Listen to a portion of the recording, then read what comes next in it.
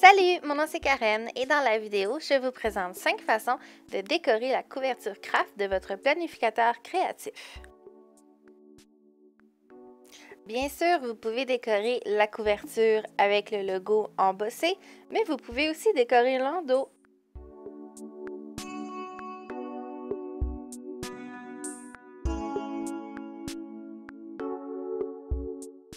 La première façon que je vous montre, c'est avec les étampes Chaque jour compte et j'utilise à l'instant le merveilleux kit botanique. En plus de vos étampes, vous aurez besoin d'encre et d'un bloc d'acrylique pour pouvoir étamper. Aussi simple que ça pour cette technique-là.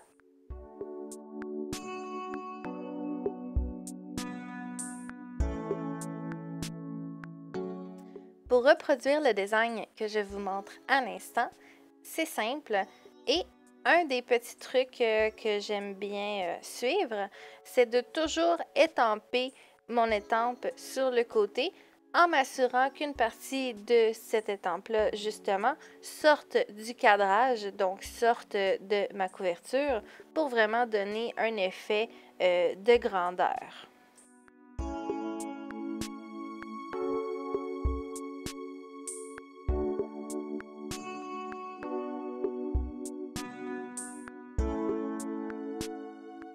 Je termine toujours avec la plus petite étampe de feuillage pour venir remplir les espaces qui sont vides.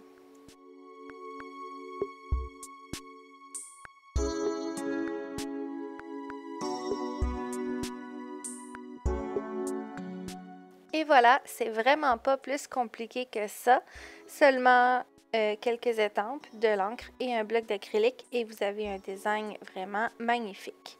J'ai pas de logo Chaque jour compte sur cette facette-là puisque c'est l'endos. Vous allez voir juste un petit peu plus loin dans la vidéo comment j'ai colorié le logo pour le faire ressortir. Ce que je vous montre maintenant, c'est une variante. Bien sûr, vous pouvez laisser votre étampe, votre couverture telle qu'elle, sans vernis. Mais si vous voulez ajouter un petit quelque chose de plus, vous pouvez utiliser un vernis à base d'eau et venir recouvrir les endroits où vous avez étampé.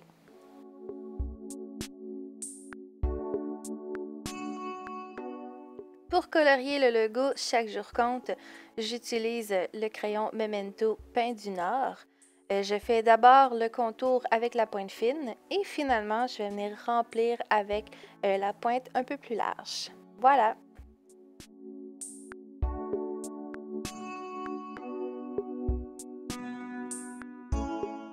En terminant avec cette technique, je vous montre que j'ai aussi fait le test sur une grande couverture et le résultat est tout aussi magnifique. Je passe maintenant à la deuxième technique que je vous présente et il s'agit de mix média. Vous aurez besoin d'une éponge, de pinceau, de peinture acrylique à base d'eau et si vous le désirez, d'un vernis.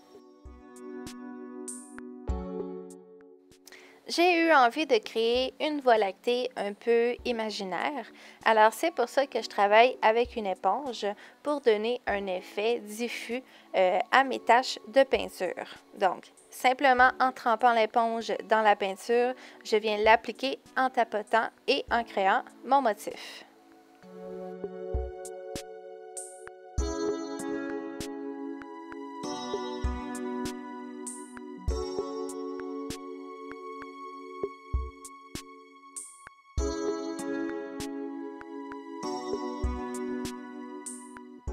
Puisque c'est une voie lactée, je viens faire des petites étoiles avec un pinceau à pointe très fine.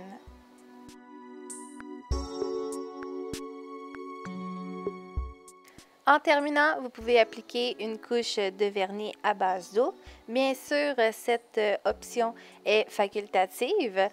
Par contre, j'adore ajouter des espaces avec du vernis pour créer un contraste avec la couverture craft qui est dans un matériau mat et très brut.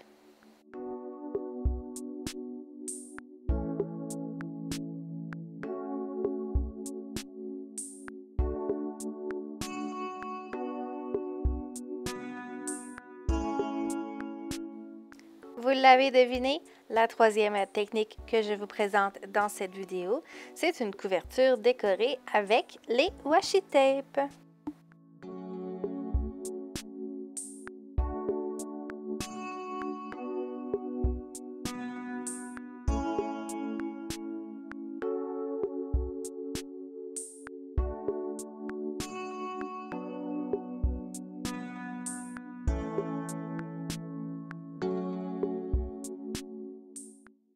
Alors, j'ai tout d'abord collé à la diagonale mes bandes de washi tape en variant les motifs et les teintes. Ensuite, avec un crayon de plomb, j'ai dessiné une ligne qui va me servir de guide pour découper les bandes de washi tape. Pour bien réussir cette étape, il faut appuyer très légèrement, et j'insiste, très légèrement sur votre couteau X-Acto. Et lorsque vous décollez les bandes de washi tape, allez-y doucement.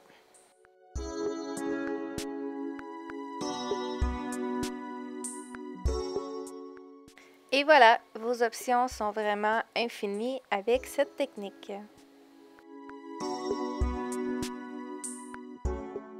Je passe maintenant à la quatrième technique pour décorer votre couverture de votre planificateur. Il s'agit de collage de papier.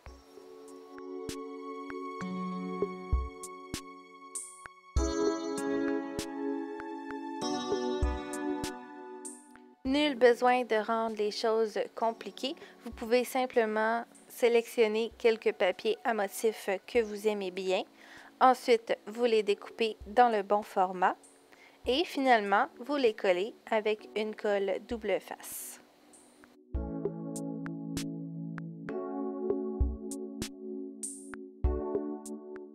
C'est une technique qui est facile à réaliser et votre planificateur créatif sera personnalisé selon vos goûts.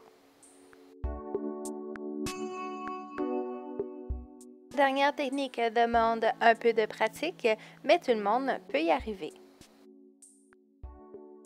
Il s'agit de faire un dessin et de le colorier avec les crayons de bois aquarelle de Stabilo.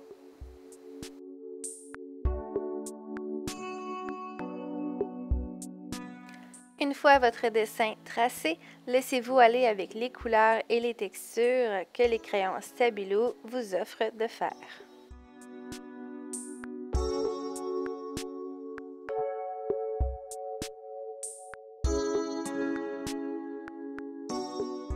Comme vous pouvez voir, j'utilise aussi un water brush pour venir adoucir certaines lignes de crayon dans mon illustration.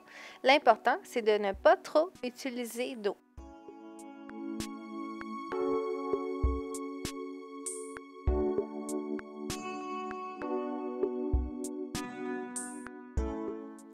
J'ai fait le contour de mon illustration avec un crayon pointe fine noir et pour ajouter une petite touche de lumière, j'utilise mon crayon Uniball blanc.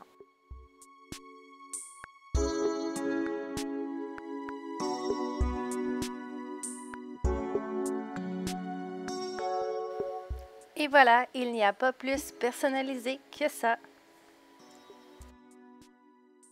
Bien qu'il y ait 1 million d'autres possibilités, j'espère que celles-ci vous ont plu et merci d'avoir écouté.